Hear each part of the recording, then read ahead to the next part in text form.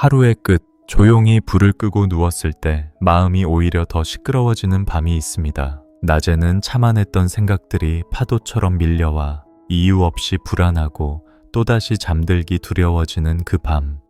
혹시 지금 그런 밤을 보내고 계신가요? 말씀 시작 전에 부탁드립니다. 좋아요와 구독, 알림 설정은 단순한 클릭이 아니라 이 말씀을 더 많은 성도들이 함께 듣고 은혜 받을 수 있도록 하는 귀한 통로가 됩니다. 여러분의 작은 순종이 누군가의 큰 믿음의 전환점이 될 수 있습니다. 꼭 함께 해주시기 바랍니다. 하나님은 우리의 낮뿐 아니라 밤의 주인이십니다. 시편 기자는 이렇게 고백했습니다. 주께서 밤에도 내 양심을 교훈하시리로다. 시편 16편 1절. 밤은 하나님께서 우리의 마음을 다루시는 시간입니다. 낮에는 보지 못한 진심이 드러나고 가려진 상처가 고요 속에 모습을 드러냅니다. 그래서 불안은 단지 약함의 증거가 아니라 하나님께서 내 마음을 치유하시려는 신호일지도 모릅니다.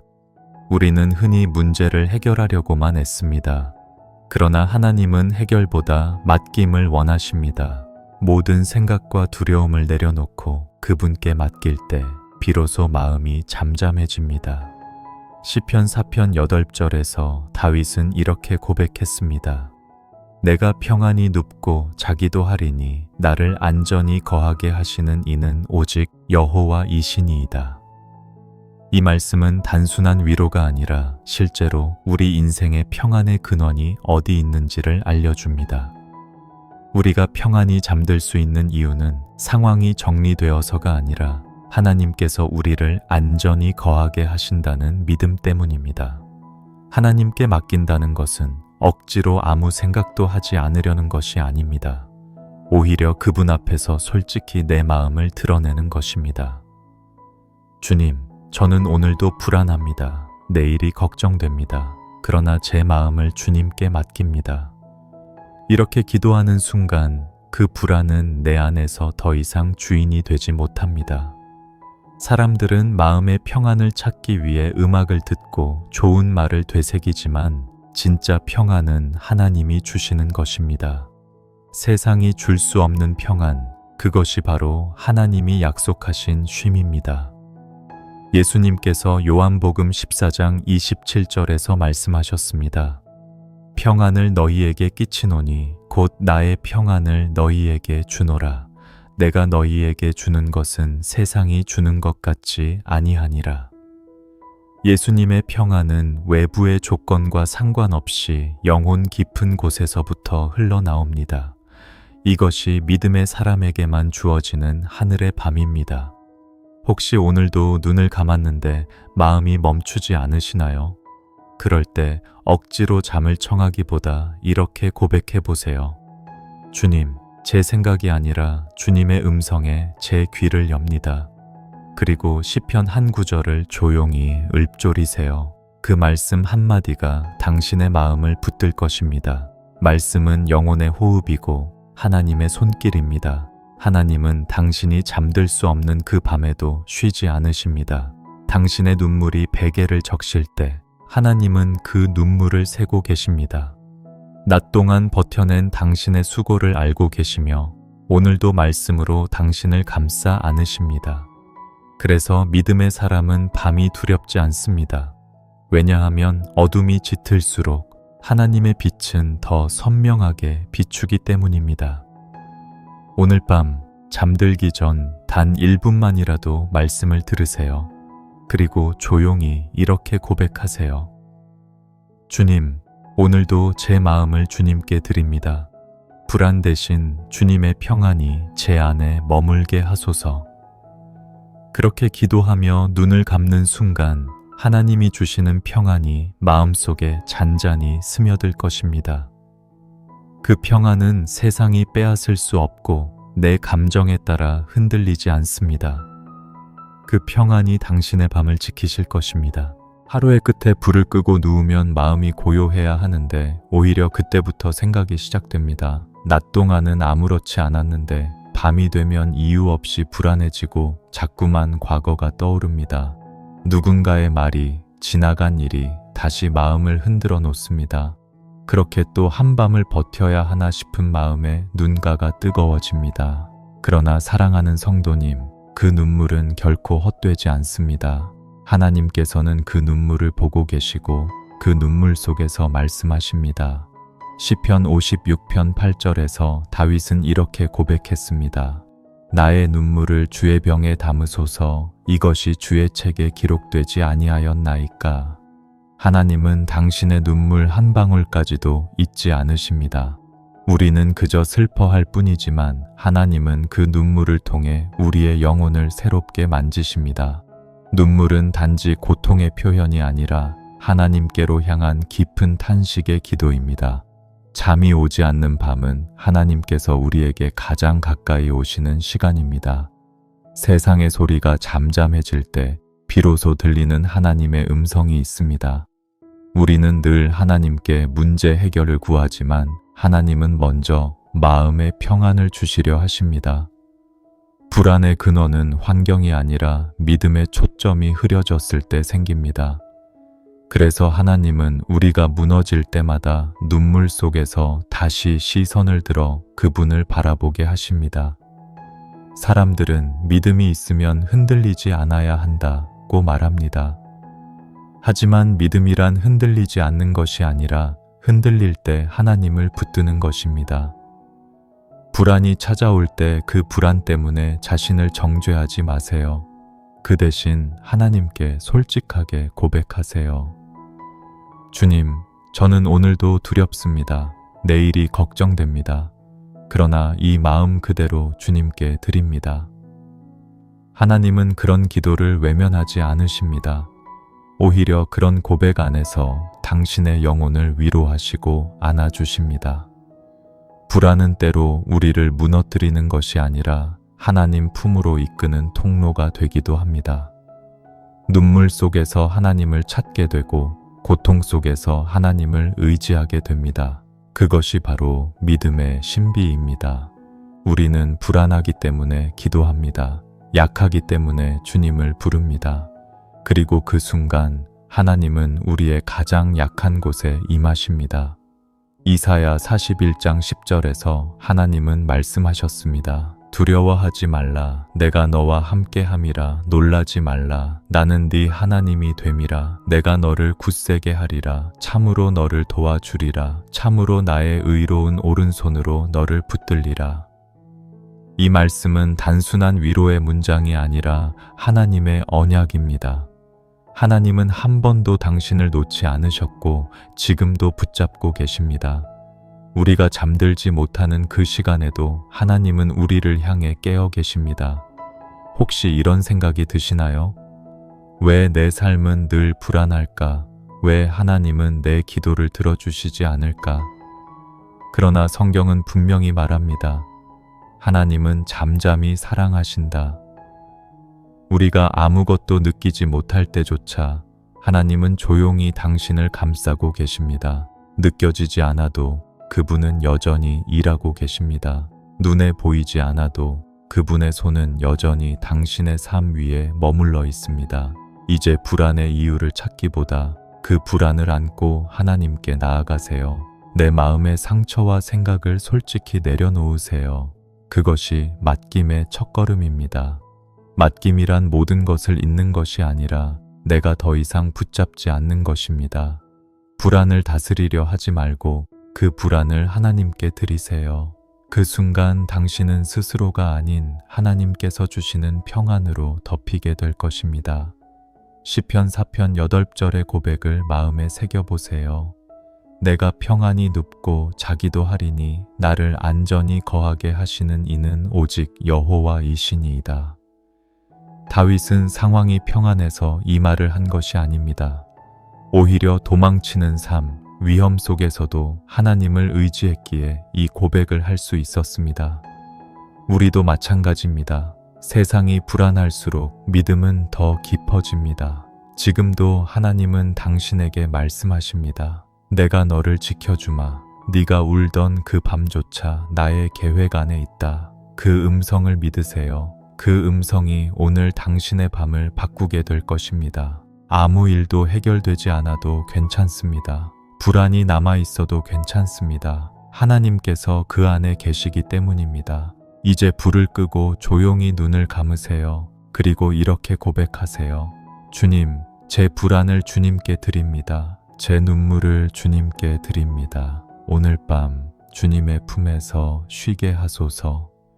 그렇게 고백하며 숨을 고를 때 마음 한켠에 이상한 평안이 스며드는 것을 느끼게 될 것입니다. 그것이 바로 하나님의 임재입니다. 그분의 사랑은 소리 없이 다가오지만 마음 깊은 곳까지 채워집니다. 이 밤 하나님은 당신과 함께 계십니다. 당신의 울음을 아시고 당신의 영혼을 품으십니다. 그러니 염려하지 마세요. 주님이 당신을 지키십니다. 내일이 어떻게 될지 몰라도 하나님이 오늘 당신을 품고 계십니다. 그 사실 하나면 충분합니다. 눈물이 그치고 잠시 마음이 고요해졌는데 어느새 또다시 마음속에서 이런 생각이 고개를 듭니다.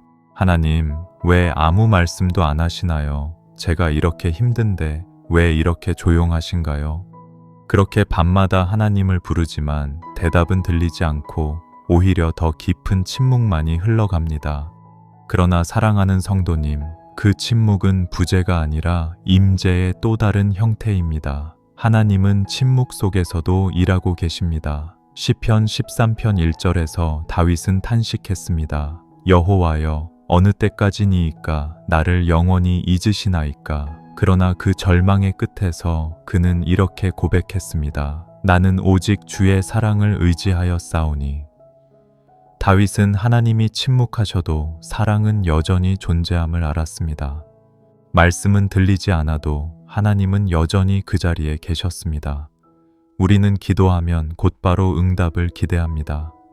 그러나 하나님은 우리가 더 깊이 주님을 알도록 기다림을 통해 믿음을 훈련시키십니다. 그 기다림은 방치가 아니라 준비입니다. 하나님이 대답하지 않으실 때 그분은 여전히 우리의 영혼을 다듬고 계십니다. 우리가 아직 감당하지 못할 것을 미리 주시지 않으시고 우리의 마음이 준비될 때까지 사랑으로 기다리십니다. 혹시 당신의 삶에도 침묵처럼 느껴지는 시간이 있나요? 기도해도 변화가 없고 말씀을 읽어도 마음이 메마른 것처럼 느껴질 때 낙심하지 마세요. 그때가 바로 하나님이 당신의 믿음을 자라게 하시는 순간입니다. 토양이 깊을수록 나무의 뿌리가 단단해지듯이 영혼의 침묵기는 뿌리가 깊어지는 시기입니다. 하나님은 우리를 버려두지 않으십니다. 다만 우리로 하여금 믿음의 뿌리를 더 깊이 내리게 하실 뿐입니다. 시편 42편 5절에서 시인은 말합니다. 내 영혼아, 네가 어찌하여 낙심하며 어찌하여 내 속에서 불안해하는가? 너는 하나님을 바라라. 그가 나타나 도우심으로 말미암아 내가 여전히 찬송하리로다. 이것은 믿음의 결단입니다. 감정이 아니라 선택입니다. 하나님이 응답하지 않으셔도 바라보는 것, 그것이 진짜 믿음입니다. 하나님의 침묵은 당신을 향한 무관심이 아닙니다. 오히려 그 침묵 안에는 듣고 계신 하나님이 계십니다. 우리는 말을 멈춘 사람을 침묵이라 하지만 하나님은 들으시면서도 말씀을 미루실 때가 있습니다. 그 이유는 우리가 하나님의 음성보다 그분 자신을 더 찾게 하시려는 것입니다. 하나님은 우리가 응답을 사랑하는 것이 아니라 하나님 자신을 사랑하기를 원하십니다. 그래서 때로는 대답 대신 기다림을 주십니다. 그 기다림 속에서 비로소 우리는 하나님 한 분이면 충분합니다 라는 믿음으로 자라갑니다. 밤의 기도는 그래서 특별합니다. 침묵 속에 내 영혼의 진짜 소리가 드러납니다. 낮에는 기도로도 위로받지 못했던 마음이 이상하게도 밤에는 눈물로 기도하게 됩니다. 그 눈물은 단어보다 깊은 기도입니다. 하나님은 그 눈물의 언어를 들으십니다. 소리 내지 않아도 마음속 울음의 떨림까지 헤아리십니다. 그러니 하나님이 침묵하신다 느껴질 때 포기하지 말고 말씀 앞에 머무르세요. 침묵이 길어질수록 하나님의 음성은 더 깊어집니다. 요한복음 14장 27절에서 예수님은 말씀하셨습니다. 평안을 너희에게 끼치노니 곧 나의 평안을 너희에게 주노라. 내가 너희에게 주는 것은 세상이 주는 것 같지 아니하니라. 세상이 주는 평안은 조건 위에 서 있지만 주님이 주시는 평안은 침묵 속에서도 흔들리지 않습니다. 그것은 마음의 고요함이 아니라 하나님께서 함께 하신다는 확신에서 오는 평안입니다. 그래서 오늘 밤에도 이렇게 고백해 보세요. 주님, 제가 느끼지 못해도 주님은 제 곁에 계심을 믿습니다. 제 귀에는 아무 소리도 들리지 않지만 주님의 손길이 제 마음을 붙잡고 있음을 압니다. 이 고백이 바로 믿음의 실체입니다. 믿음은 보이지 않는 것을 붙드는 것이고 들리지 않는 속삭임을 신뢰하는 것입니다. 밤이 깊을수록 하나님은 더 가까이 계십니다. 어둠은 하나님의 부재가 아니라 그분의 은혜를 더 깊이 느끼게 하시는 배경입니다. 별빛이 빛나기 위해 밤이 필요한 것처럼 하나님의 임재는 고요함 속에서 더 빛납니다. 당신의 인생에도 그 별빛 같은 은혜가 오늘 밤 비추길 바랍니다. 이제 모든 생각을 멈추고 조용히 숨을 고르세요. 그리고 이렇게 기도하세요. 주님, 제게 말씀하지 않으셔도 좋습니다. 다만 주님께서 지금 여기 계심을 느끼게 하소서. 그 고백 하나면 충분합니다. 하나님은 여전히 당신의 곁에 계십니다. 그분은 침묵 가운데서도 당신의 영혼을 새롭게 하시고 평안을 심어주십니다. 밤은 결코 두려움의 시간이 아닙니다. 하나님을 만나는 시간입니다. 그러니 오늘 밤 잠들기 전 이 말씀을 마음에 새기세요. 하나님이 내 마음을 아신다. 그 한 문장이 오늘 당신의 불안을 잠재우고 눈물 대신 평안을 심어줄 것입니다. 그리고 내일 아침 당신은 알게 될 것입니다. 아무 일도 변하지 않은 듯 보이지만 마음은 이미 하나님 안에서 새로워졌음을요. 밤이 지나고 새벽이 가까워질수록 마음속에는 묘한 허전함이 찾아옵니다. 울 만큼 울었는데도 여전히 가슴이 시리고 기도했는데도 뭔가 해결되지 않은 공허함이 남습니다. 그것은 단순한 슬픔이 아니라 오랫동안 마음속 깊은 곳에 쌓인 상처가 아직 아물지 않았기 때문입니다. 우리는 시간이 지나면 저절로 잊힐 거라 생각하지만 상처는 저절로 낫지 않습니다. 하나님께 맡겨야만 치유됩니다. 시편 34편 18절에서 말씀하시길 여호와는 마음이 상한 자에게 가까이 하시고 중심에 통회하는 자를 구원하신다 하셨습니다.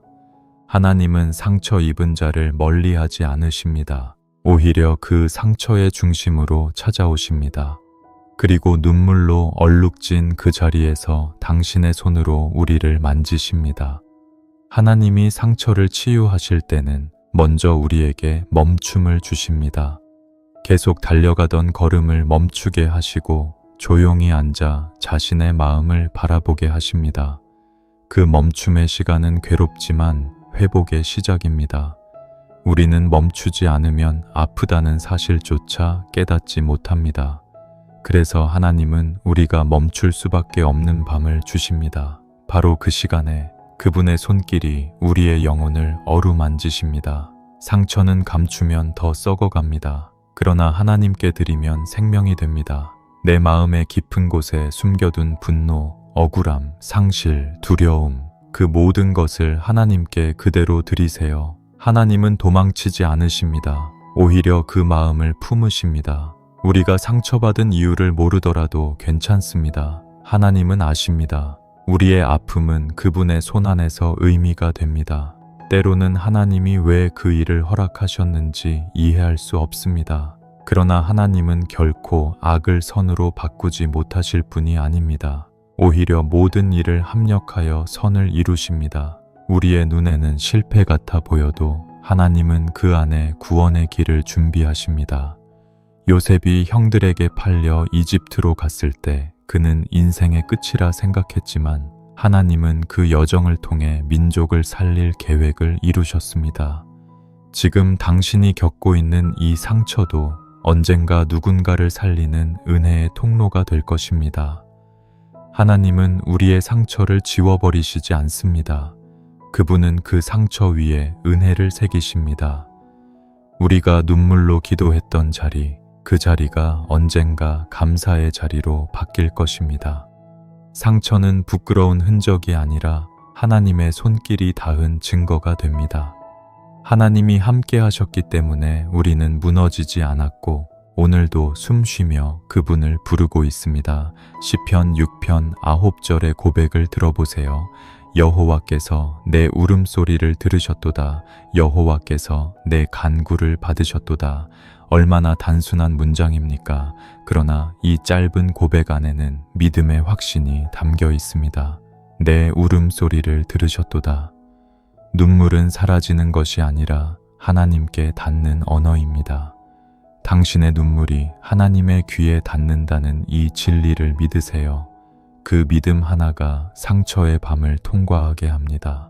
어쩌면 당신의 상처는 오랜 세월 동안 마음속 깊이 자리 잡고 있을지도 모릅니다. 어린 시절부터 쌓인 외로움, 사람에게 받은 상처, 믿었던 이에게 배신당한 기억, 혹은 스스로를 용서하지 못하는 마음, 그 어떤 상처라도 하나님께서 만지시면 새살이 돋아납니다. 치유는 순식간에 이루어지는 것이 아니라 하나님과의 관계 속에서 천천히 일어납니다. 눈물 한 번, 기도 한 번, 그때마다 하나님은 조금씩 당신의 마음을 새롭게 빚으십니다. 하나님은 단순히 상처를 없애는 분이 아닙니다. 그분은 상처를 은혜의 흔적으로 바꾸십니다. 당신이 겪은 아픔은 언젠가 누군가를 위로할 언어가 됩니다. 당신의 고백이 다른 영혼을 살릴 날이 옵니다. 그때 비로소 우리는 깨닫습니다. 하나님이 내 상처를 낭비하지 않으셨다는 사실을요. 오늘 밤 당신의 마음을 그대로 하나님께 드리세요. 억지로 잊으려 하지 마세요. 있는 그대로의 마음으로 고백하세요. 주님, 제 상처를 주님께 드립니다. 제가 아픈 만큼 주님의 사랑으로 채워주소서. 그렇게 고백하면 하나님은 조용히 말씀하실 것입니다. 내가 너를 사랑한다. 너의 상처를 내가 품었다. 그 음성은 눈물이 아니라 평안으로 바뀌게 할 것입니다. 이제 불을 끄고 조용히 눈을 감으세요. 당신의 마음속에서 하나님이 일하십니다. 그분은 당신의 상처를 고치시고 다시 믿음으로 서게 하실 것입니다. 오늘 이 밤이 아픔의 끝이 아니라 회복의 시작이 되길 바랍니다. 하나님은 여전히 당신과 함께 계십니다. 그리고 그분의 손은 지금도 당신을 향해 뻗어 있습니다. 눈물의 밤이 지나고 마음속 어딘가에 잔잔한 숨결이 느껴집니다. 분명 여전히 문제가 남아있지만 이상하게도 어제처럼 불안하지 않습니다. 걱정이 완전히 사라진 것은 아니지만 그 걱정이 더 이상 나를 지배하지 못합니다. 그것이 바로 하나님이 주시는 평안입니다. 세상이 줄 수 없는 상황을 초월한 하나님의 쉼이 내 안에 들어온 것입니다. 시편 23편 둘째 절에서 말씀하시길 그가 나를 푸른 초장에 누이시며 쉴 만한 물가로 인도하신다 하셨습니다.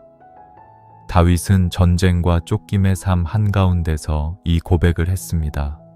즉, 평안은 환경이 아니라 하나님의 임재에서 온다는 뜻입니다. 많은 사람이 평안을 얻기 위해 환경을 바꾸려 합니다. 사람을 바꾸고 일터를 바꾸고 관계를 정리하며 스스로를 통제하려 합니다. 그러나 진짜 평안은 바깥의 질서가 아니라 마음속의 주인이 바뀔 때 옵니다. 내가 내 삶의 주인일 때는 평안할 수 없습니다. 그러나 주님이 내 마음의 왕이 되실 때 비로소 평안이 임합니다. 평안은 하나님이 다스리시는 증거이기 때문입니다. 하나님이 주시는 평안은 조용히 찾아옵니다.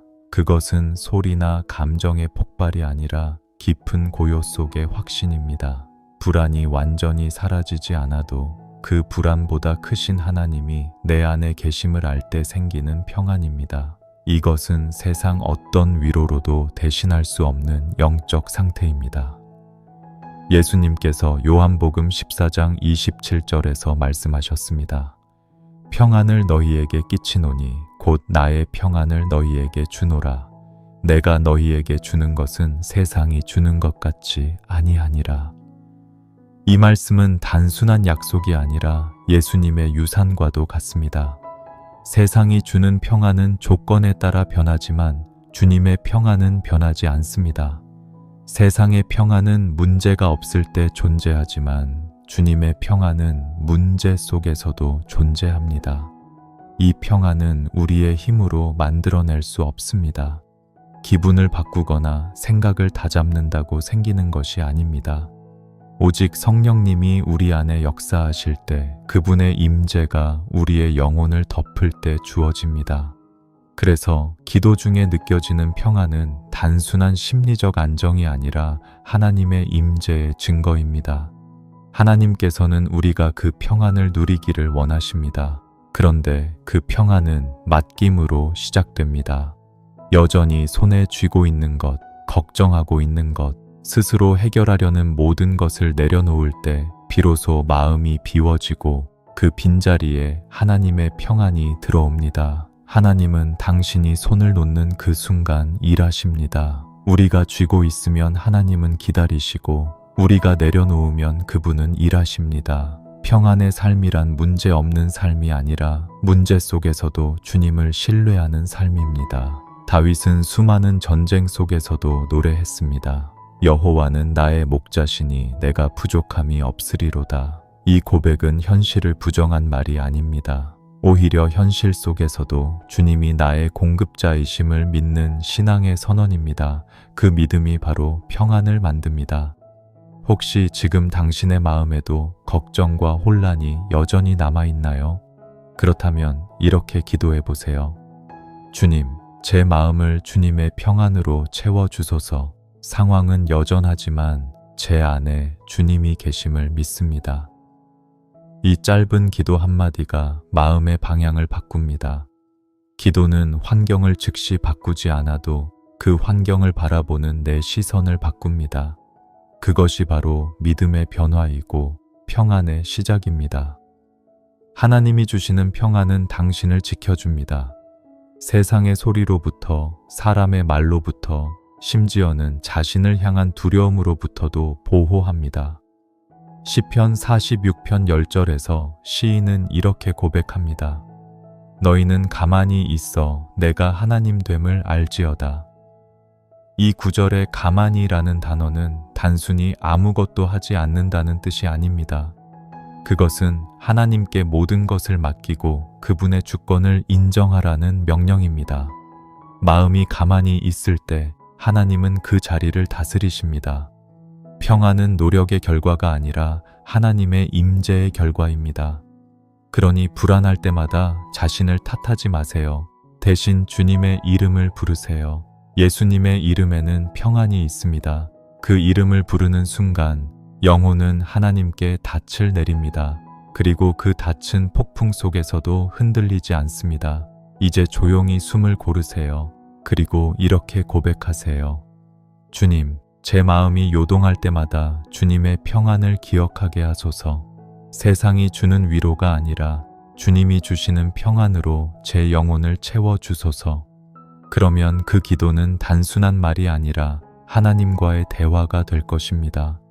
하나님은 그 기도를 들으시고 지금 이 순간에도 당신의 마음에 평안을 부어주고 계십니다. 오늘 밤 그 평안이 당신의 마음을 덮고 내일의 새벽을 밝히길 바랍니다. 어둠이 짙을수록 하나님의 평안은 더 깊어집니다. 그러니 염려하지 마세요. 하나님이 당신의 밤을 지키고 계십니다. 그리고 그분의 평안이 오늘도 당신 안에 살아 있습니다. 하나님께서 주시는 평안이 마음을 덮으면 이상하게도 삶이 조금씩 달라집니다. 여전히 같은 문제 속에 있지만 더 이상 그 문제에 휘둘리지 않습니다. 이전에는 작은 일에도 흔들렸던 마음이 이제는 조용히 숨을 고릅니다. 그것이 바로 하나님이 불안을 믿음으로 바꾸고 계신다는 신호입니다.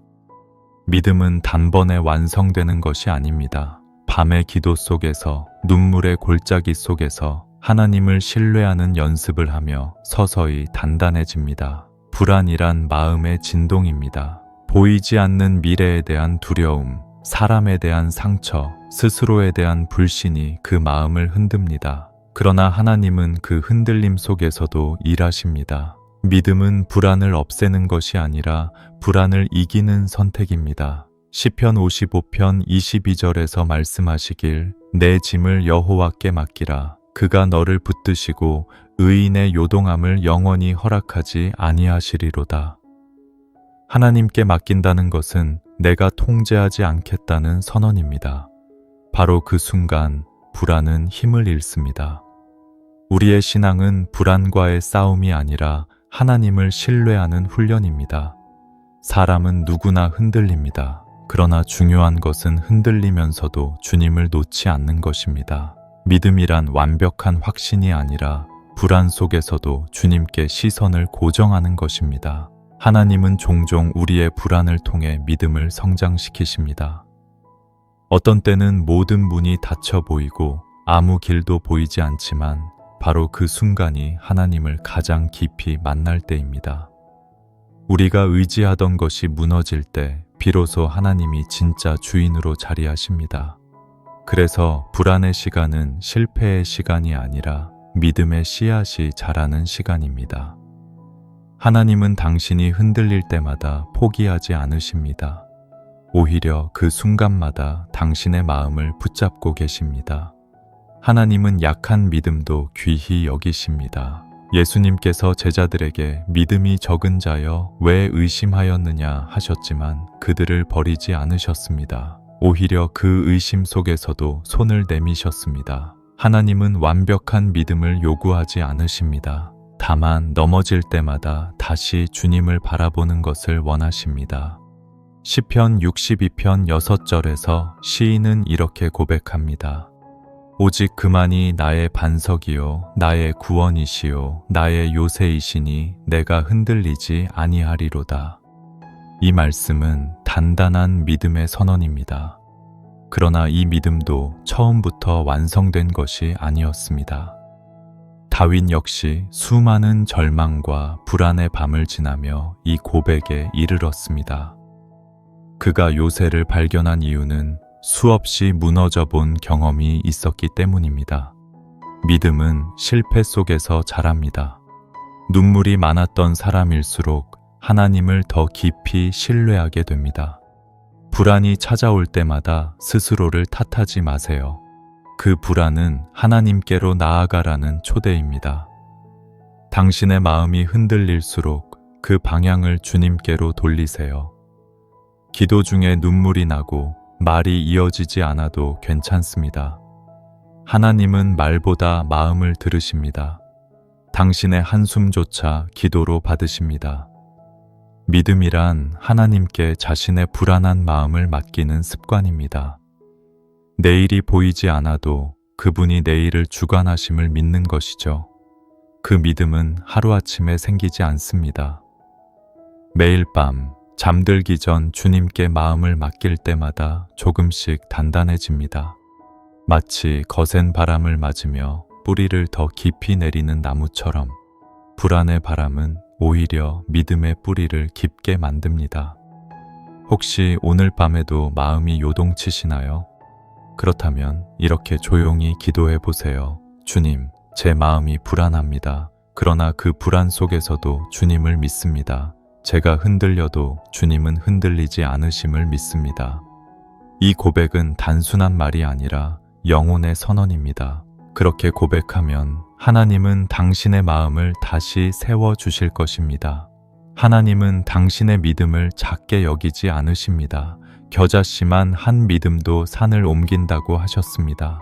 그러니 오늘 당신의 믿음이 작아 보여도 괜찮습니다. 하나님은 그 믿음을 귀하게 여기시고 당신의 인생 속에서 자라게 하십니다.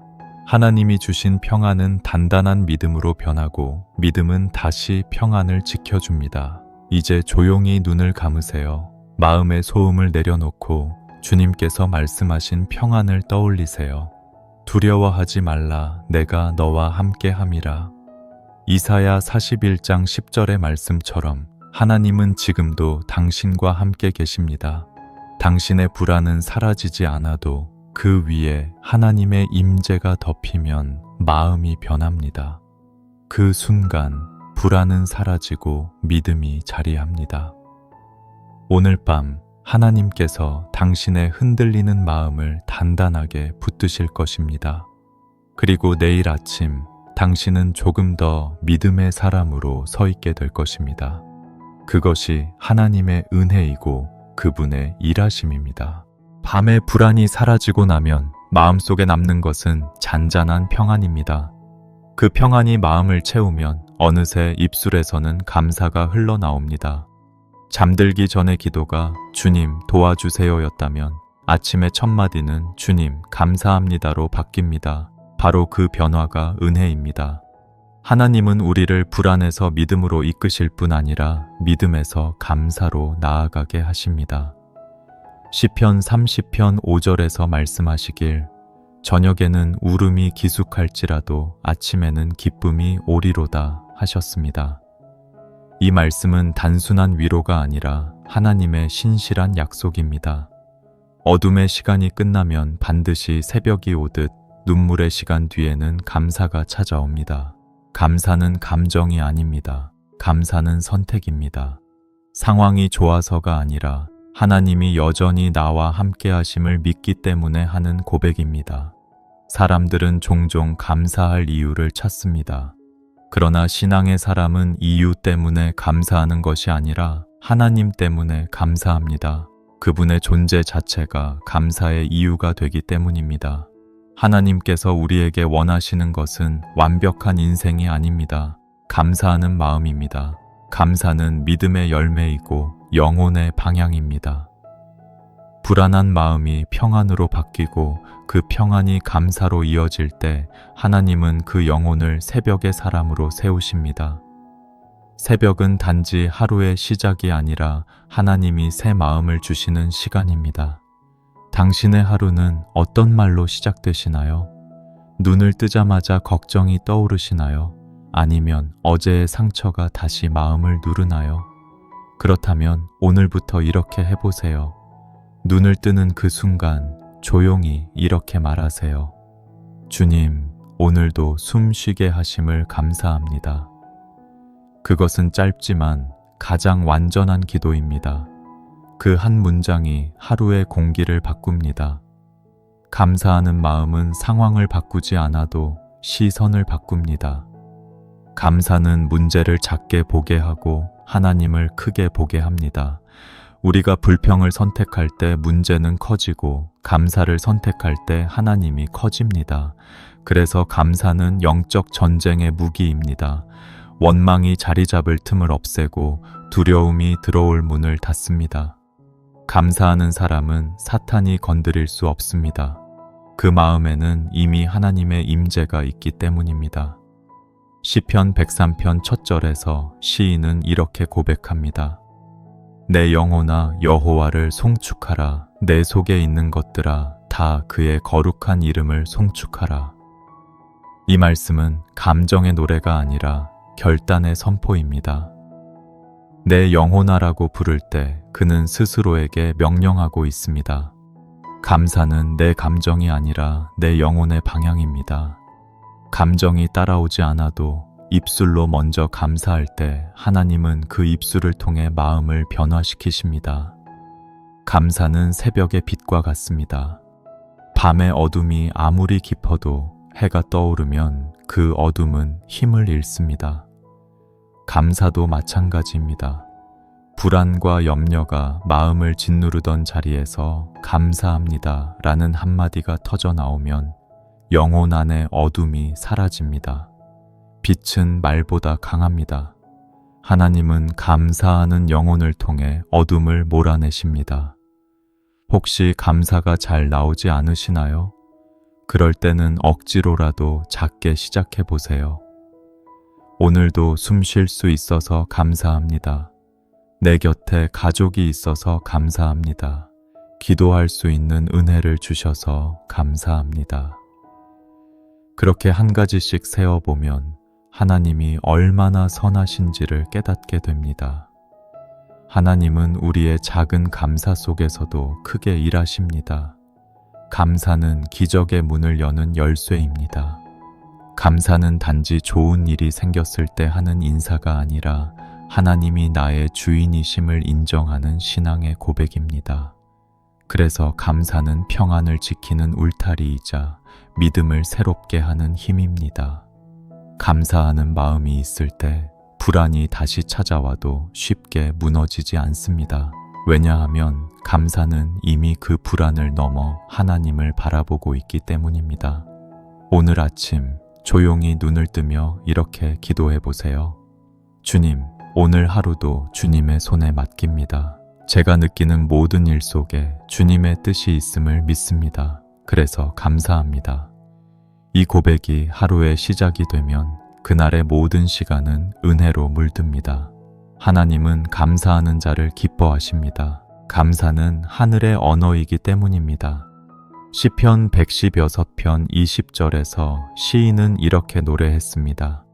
감사의 제사를 주께 드리며 여호와의 이름을 부르리이다. 감사는 제사입니다. 그것은 하나님께 드리는 예배입니다.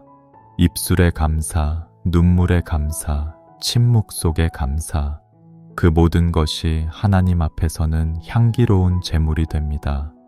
오늘도 감사로 하루를 시작하세요. 감사는 당신의 마음을 보호할 것입니다. 감사는 평안을 지킬 것입니다. 그리고 감사는 하나님께 더 가까이 나아가게 할 것입니다. 이제 불을 끄고 눈을 감기 전에 마지막으로 이렇게 속삭이세요. 주님, 오늘도 감사합니다. 주님의 평안이 제 마음에 머물게 하소서. 그 고백 위에 하나님은 당신의 새 하루를 준비하고 계십니다. 감사로 하루를 열면 마음의 공기가 달라집니다. 어제까지 무겁던 마음이 조금은 가벼워지고 짙게 드리웠던 근심의 그림자가 옅어집니다. 믿음은 그렇게 서서히 회복을 만들어 갑니다. 하나님은 단번에 상처를 지우시는 분이 아니라 그 상처의 자리 위에 새 생명을 자라게 하시는 분이십니다. 그래서 회복은 단숨에 일어나는 사건이 아니라 하나님이 걸어가시는 여정입니다. 시편 65편 9절에서 시인은 이렇게 고백합니다. 하나님이 땅을 돌보사 물을 대시며 크게 풍성하게 하시나이다. 이 말씀은 곧 우리의 마음에도 적용됩니다. 하나님은 우리의 마음 밭을 돌보십니다. 메말랐던 땅에 은혜의 물을 대시고 굳어있던 심령을 부드럽게 하십니다. 우리가 오랜 시간 눈물로 기도한 자리, 바로 그곳에 하나님은 생명의 씨앗을 심고 계십니다. 당신의 눈물은 결코 헛되지 않습니다. 하나님의 회복은 조용히, 그러나 분명하게 다가옵니다. 불안했던 마음이 믿음으로 바뀌고 믿음이 감사로 이어지면 그 다음은 회복입니다. 믿음의 사람들은 다 이 길을 걸었습니다. 요셉은 감옥에서 회복을 배웠고 다윗은 도망의 시간 속에서 회복을 경험했습니다. 하나님은 우리의 실패와 상처를 회복의 재료로 사용하십니다. 우리가 버린 돌로 성전을 세우시는 분이 바로 하나님이십니다. 혹시 여전히 마음 한구석에 무너진 부분이 남아있나요? 믿음이 자라가도 여전히 건드리면 아픈 상처가 있나요? 괜찮습니다. 하나님은 그 자리까지도 일하십니다. 하나님은 완전하신 분이기에 당신의 삶 속에 남겨진 잔해란 없습니다. 인간의 눈에는 파편처럼 보이지만 하나님은 그 모든 조각을 모아 하나의 아름다운 그림을 완성하십니다. 그것이 바로 은혜의 회복입니다. 시편 104편 3절의 말씀은 이렇게 선언합니다. 그가 내 모든 죄악을 사하시며 내 모든 병을 고치시며. 하나님은 단지 영혼만이 아니라 마음과 삶 전체를 고치시는 분입니다. 회복이란 단순히 아픔이 사라지는 것이 아니라 하나님 안에서 새 사람이 되어가는 것입니다. 내 상처가 더 이상 나를 규정하지 못할 때 그 자리에 회복이 있습니다. 하나님의 회복은 반드시 관계에서도 일어납니다. 하나님은 당신과의 관계를 회복시키신 후 사람과의 관계도 새롭게 하십니다. 미움이 사랑으로 바뀌고 분노가 이해로 바뀌며 닫혀있던 마음의 문이 서서히 열립니다. 당신이 변화하려고 애쓴 것이 아니라 하나님이 마음을 새롭게 만지셨기 때문입니다. 하나님이 일하실 때 인간의 노력은 더 씹혀지는 은혜가 됩니다. 그리고 어느 날 문득 깨닫게 됩니다. 아, 나는 여전히 부족하지만 하나님이 나를 붙잡고 계셨구나. 이 깨달음이 진짜 회복입니다. 회복은 완벽함이 아니라 하나님을 다시 바라보는 시선의 회복입니다. 내가 중심이 아니라 하나님이 중심이 될 때 비로소 삶이 제자리를 찾습니다. 혹시 당신의 삶이 여전히 어수선하고 기도해도 아무 변화가 느껴지지 않으신가요? 그렇다면 기억하세요. 회복은 느림 속에서 이루어집니다. 봄이 오는 속도처럼 보이지 않아도 조금씩 가까워지고 있습니다. 지금 이 순간에도 하나님은 당신의 마음을 새롭게 빚고 계십니다. 당신의 눈물이 마르기도 전에 하나님은 이미 새 일을 시작하셨습니다. 이제 그분의 일하심을 믿고 조용히 마음을 내려놓으세요. 하나님께서 당신의 영혼을 다시 세우실 것입니다. 무너진 믿음 위에 새 믿음을, 상한 감정 위에 새 사랑을, 포기한 마음 위에 새 소망을 심으실 것입니다. 이사야 43장 19절에서 하나님은 말씀하셨습니다. 보라, 내가 새 일을 행하리니 이제 나타낼 것이라 네가 그것을 알지 못하겠느냐. 내가 광야의 길을 사막의 강을 내리라. 이 말씀은 단지 과거의 예언이 아닙니다. 지금 이 순간 당신의 삶 속에서도 이루어지고 있는 하나님의 약속입니다. 오늘 밤 그분의 회복이 당신의 마음에 임하기를 바랍니다. 어제는 눈물로 잠들었지만 오늘은 평안 속에 숨을 고르세요. 하나님은 당신의 삶을 새롭게 하십니다. 무너졌던 자리에서 다시 찬양이 흘러나오게 하십니다.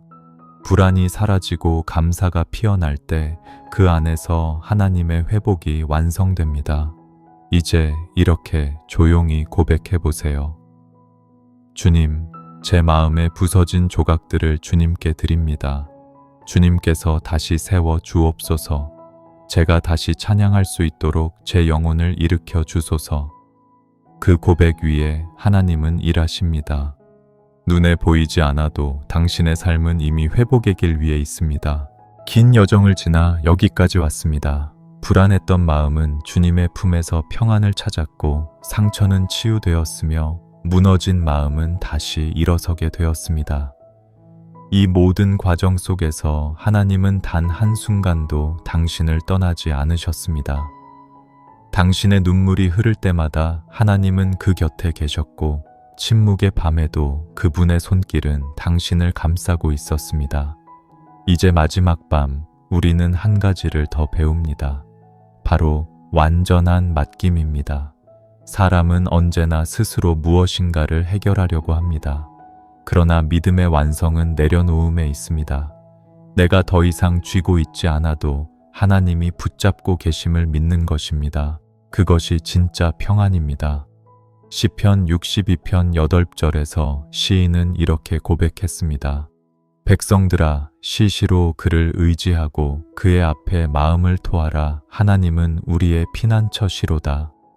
하나님께 마음을 토하는 순간 우리는 더 이상 혼자가 아닙니다. 모든 짐을 내려놓은 그 자리에 평안이 임합니다. 하나님께 완전히 맡긴다는 것은 현실을 외면하는 것이 아닙니다. 오히려 현실 속에서 하나님의 주권을 인정하는 행위입니다. 내 뜻대로 되지 않아도 괜찮습니다. 왜냐하면 하나님은 선하신 분이시기 때문입니다. 그분의 계획은 언제나 옳고 그분의 시간은 언제나 정확합니다. 우리가 그 사실을 믿을 때 비로소 마음의 무게가 사라집니다. 혹시 여전히 해결되지 않은 문제가 있나요? 혹은 마음속 깊은 곳에 내려놓지 못한 두려움이 있나요? 오늘 이 밤 그 모든 것을 주님께 드리세요. 주님은 말씀하십니다.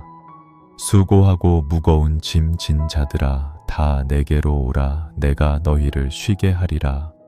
마태복음 11장 28절. 이 말씀은 단순한 초대가 아닙니다.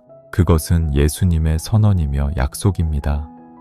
우리가 지고 있는 짐의 무게를 그분께 맡길 때 하나님은 우리의 마음을 쉼으로 채워주십니다. 하나님께 맡긴다는 것은 결과를 주님께 의탁하는 것입니다.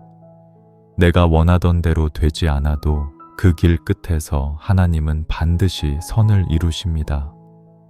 우리 눈에는 막힌 길처럼 보여도 하나님의 눈에는 그것이 구원의 길입니다. 그래서 믿음의 사람은 불안 중에도 주님이 아십니다 라고 고백합니다. 그 고백은 단순한 체념이 아니라 신뢰의 표현입니다. 시편 57편 2절에서 다윗은 이렇게 노래했습니다. 내가 지존하신 하나님께 부르짖으며 곧 나를 위하여 모든 것을 이루시는 하나님께로다. 다윗은 자신이 아무것도 할 수 없는 상황에서도 하나님이 모든 것을 이루신다는 사실을 믿었습니다. 그것이 바로 완전한 맡김의 믿음입니다. 우리가 모든 것을 주님께 맡기면 마음에는 자유가 찾아옵니다. 통제하려던 욕심이 사라지고 억지로 붙들던 손이 자연스럽게 펴집니다. 그때 하나님은 조용히 말씀하십니다. 이제 내가 일하리라. 우리가 내려놓을 때 하나님은 일하십니다. 우리의 불안이 사라지는 이유는 하나님이 일하고 계시기 때문입니다. 이제 오늘 밤 당신의 마음을 조용히 살펴보세요. 여전히 붙잡고 있는 것이 있나요? 그것이 걱정이든 사람에 대한 미련이든 혹은 미래에 대한 두려움이든 그것을 주님께 드리세요. 그리고 이렇게 고백하세요. 주님, 저는 이제 그만 내려놓겠습니다. 제 인생의 주인은 주님이십니다. 제가 아닌 주님의 뜻이 이루어지길 원합니다. 그 한마디 고백에 천국의 평안이 임할 것입니다. 하나님은 당신의 모든 여정을 알고 계십니다. 불안했던 밤, 눈물의 자리, 감사로 깨어난 새벽, 그 모든 순간이 하나님의 품 안에 있었습니다. 당신이 견딘 시간은 결코 헛되지 않았습니다. 그 시간 속에서 하나님은 당신을 빚으셨고 오늘의 당신은 그분의 손끝에서 완성되어 가고 있습니다. 이제 불을 끄고 조용히 눈을 감으세요. 그리고 숨을 고르며 이렇게 속삭이세요. 주님, 이제 모든 것을 맡깁니다. 제가 걱정하던 것들, 이해하지 못한 일들, 제 마음의 상처까지도 다 주님께 드립니다. 주님의 뜻이 이루어지길 원합니다. 그렇게 기도하면 하나님은 조용히 말씀하실 것입니다. 내가 너를 사랑한다. 내가 너의 피난처다. 그 음성이 들리면 마음속의 두려움은 사라질 것입니다. 그리고 그 자리에 깊은 평안이 스며들 것입니다. 그것이 바로 하나님께 모든 것을 맡긴 영혼이 누리는 마지막 은혜입니다. 하나님께서 당신의 밤을 평안으로 감싸주시길 바랍니다. 오늘 이 시편 묵상이 당신의 삶에 하나님의 쉼이 되길 소망합니다. 눈물로 시작했던 여정이 감사로 끝나고 불안으로 깨어졌던 마음이 믿음으로 다시 서게 되기를 바랍니다. 당신의 마음에 작은 순종이 있었다면 아래 댓글란에 아멘이라고 남겨주세요. 하나님의 평안이 오늘 밤 당신의 마음을 가득 채우시길 바랍니다.